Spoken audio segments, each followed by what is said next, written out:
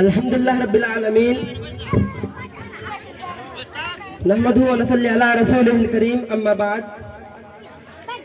अऊज़ु बिल्लाहि मिनश शैतानिर रजीम बिस्मिल्लाहिर रहमानिर रहीम वअतसिमू बिहब्लिल्लाहि जमीयन वला तफर्रकू वज़कुरू निअमतल्लाहि अलैकुम इज़ कुंतुम आदाअ फअल्लफ़ बिकुम फअस्बहतुम बिनिअमतिही इख़वाना वक़ाल नबी सल्लल्लाहु अलैहि वसल्लम अल-मुअ्मिनूना लिल-मुअ्मिन कल-बुनियान यशुद्दूना बाज़ुहुम बाज़न।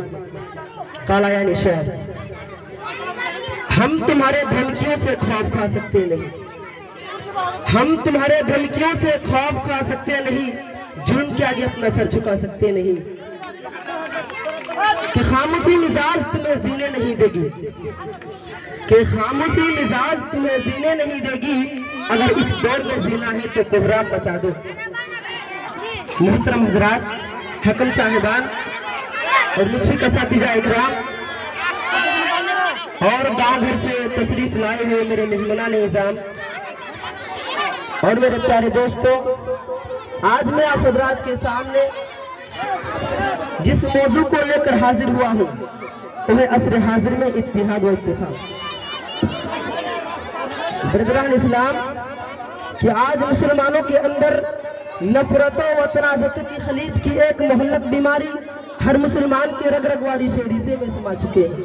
हमारे अंदर इख्तिलाफात व तनाज़ात व तसर्जुरात ने जन्म ले लिया है, जिसकी बिना पर मुसलमान जिल्लत व रुसवाई के दलदल में फंसा हुआ है। मुसलमानों, नफरतों व तनाज़ुतों की खलीज को दूर करें, अदात व तसर्जुरात की दीवार को मुनहदिम करें और कुरान की ललकार को सुने। कुरान कहता है इन्न हाज़िही उम्मतुकुम उम्मतन वाहिदा व अना रब्बुकुम फत्तकून। जब कुरान हमें एक कह रहा है, रसूल का फरमान ये बता रहा है कि हम एक ही जिस्म के मानिंद हैं, तो फिर हमारे अंदर इख्तिलाफात ने जन्म क्यों लिया, हमारे अंदर तनाज़ात व तसर्जुरात पैदा क्यों हुए, हम अलग अलग और मुनफरद क्यों है, इसकी वजह क्या है? मोहतरम हजरात, सामईन इकराम, आज जो हम तमाम मुसलमानों के ऊपर हमारे कुछ दिन पहले हमारे भारत के वजीर आला यानी प्रधानमंत्री और गृह मंत्री ने मिलकर CAA, NRC और NPR ये सब काला कानून मुसलमानों को निशाना बनाकर लाया था। ये कानून हमारे नबी अकरम सल्लल्लाहु अलैहि वसल्लम के जमाने में भी आए थे।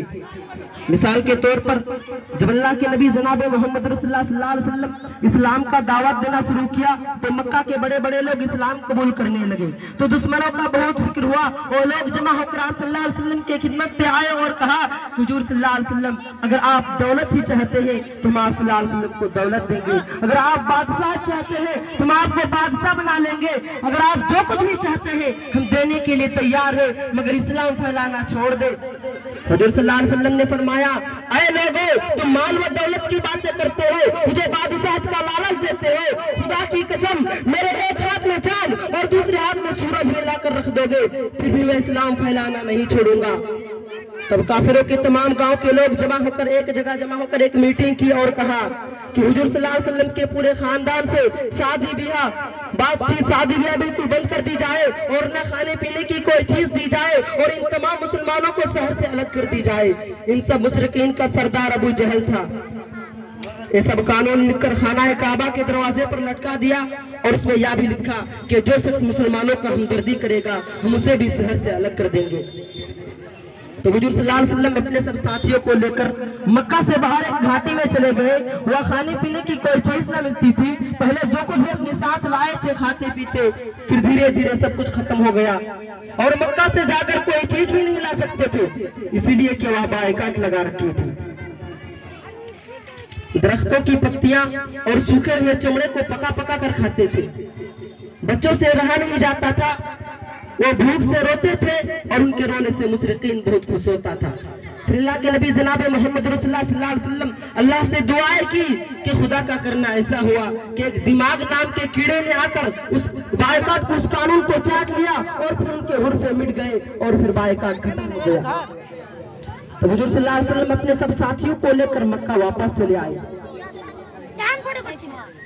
मोहतरम हजरात, याद रखिए मुसलमानों, یہ قانون ہمارے بھارت کے وزیر اعلیٰ نے یہ قانون جو ہمارے اوپر لائے ہیں یہ ہمارے نبی اکرم صلی اللہ علیہ وسلم کے زمانے کی طرح ختم ہوں گے اور ہم تمام مسلمان بھارت میں آرام سے رہیں گے۔ صرف اللہ سے دعائیں کریں کہ ہم تمام مسلمان ایک ہو کر رہیں۔ محترم حضرات، اللہ تعالیٰ کا ارشاد ہے وَاعْتَصِمُوا بِحَبْلِ اللَّهِ جَمِيعًا وَلَا تَفَرَّقُوا وَاذْكُرُوا نِعْمَةَ اللَّهِ عَلَيْكُمْ إِذْ كُنتُمْ أَعْدَاءً فَأَلَّفَ بَيْنَ قُلُوبِكُمْ فَأَصْبَحْتُمْ بِنِعْمَتِهِ إِخْوَانًا۔ تم سب اللہ کی رسی کو مضبوطی کے ساتھ تھام لو اور تفرقہ بازی مت کرو اور اپنے اوپر اللہ کی نعمت کو یاد کرو۔ جبکہ تم ایک دوسرے کے دشمن تھے، پھر خدا کا کرنا ایسا ہوا کہ تمہارے دلوں میں الفت و محبت پیدا کر دی اور پھر تم تمام مسلمانوں کو آپس میں بھائی بھائی بنا دیا۔ اس آیت کریمہ سے یہ پتہ چلتا ہے کہ نبی اکرم صلی اللہ علیہ وسلم کے آنے سے پہلے قبائل عرب میں بہت سارے جنگیں ہوتی رہتی تھی جو سال تک جاری رہتی تھی۔ لوگ ایک دوسرے کے خون کے پیاسے ہوئے تھے، کسی قبیلے کا ایک آدمی مارا جاتا تو اس کے بدلے 10 بے گناہوں کو مار دیا جاتا تھا۔ مدینہ منورہ میں مقیم 2 قبیلے اوس و خزرج کے درمیان بھی بہت سارے جنگیں ہوتی رہتی تھی، جن میں سے ایک جنگ بواس کے نام سے معروف ہے۔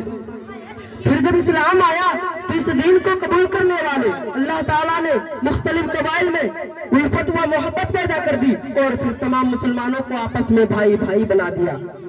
محترم حضرات، اللہ تعالیٰ کا ارشاد ہے وَلَا تَهِنُوا وَلَا تَحْزَنُوا وَأَنْتُمُ الْأَعْلَوْنَ إِن كُنتُم مُّؤْمِنِينَ۔ مسلمانوں کی سربلندی و برتری کی ایک تدبیر بتلاتی ہے کہ وہ بڑے پروش ہے، لہذا اعتماد کے ساتھ بابن کی دوحال و ڈنکے کی چوٹیں اعلان کرتی ہے کہ اے مسلمانوں، تمہیں کامیابی ہو، تم اس دنیا کی مالک ہو، کائنات تمہارے آگے جھک سکتی ہے، اسی لیے ایک شرط لگائی ہے وَأَنْتُمُ الْأَعْلَوْنَ إِن كُنتُم مُّؤْمِنِينَ۔ تم ہی سربلند رہو گے بشرطے کہ تم مومن ہو۔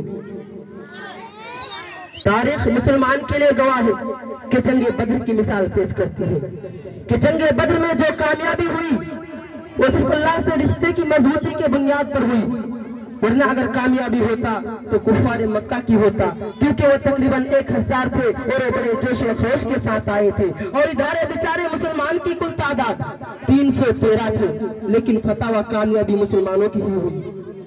محترم حضرات، اعمال کے اعتبار سے حضرت عبداللہ بن عمر رضی اللہ عنہ کے قول سے معلوم ہوتا ہے کہ نبی اکرم صلی اللہ علیہ وسلم نے فرمایا اعمالکم اموالکم، جیسے تمہارے عمل ویسے تمہارے حق ہیں۔ مسلمانوں ذرا غور کرو، آج ہماری اعمال کی کمی ہونے کی وجہ سے ہمارے اوپر اللہ تعالیٰ نے ظالم بادشاہ کو مسلط کیا ہے، اور وہ ظالم بادشاہ کون ہے؟ ہمارے پردھان منتری۔ اگر ہمارے اعمال صحیح اور درست ہے تو ہمارے پردھان منتری اور اس کے ساتھیوں بھی مل کر ہمارے کچھ نہیں بگاڑ سکتے۔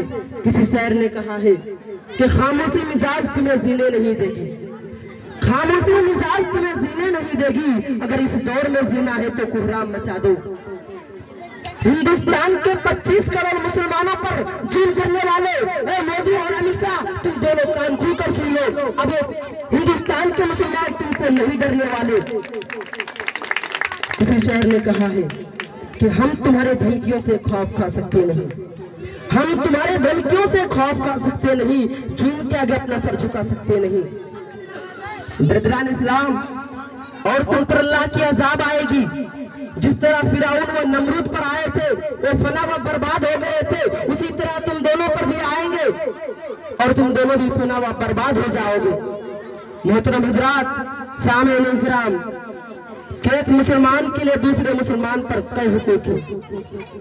اللہ تعالیٰ کا قول ہے وَقُولُوا لِلنَّاسِ حُسْنًا، مسلمانوں سے اچھی باتیں کہا کرو، اور مسلمانوں سے اچھی باتیں کہنا بھی صدقہ ہے۔ نبی اکرم صلی اللہ علیہ وسلم نے ارشاد فرمایا الکلمۃ الطیبۃ صدقہ، کہ ایک مسلمان کے لیے دوسرے مسلمان پر کئی حقوق ہیں، لہذا ایک مسلمان کو دوسرے مسلمان سے محبت کرنی چاہیے، اس سے بہت سارے فوائد حاصل ہیں۔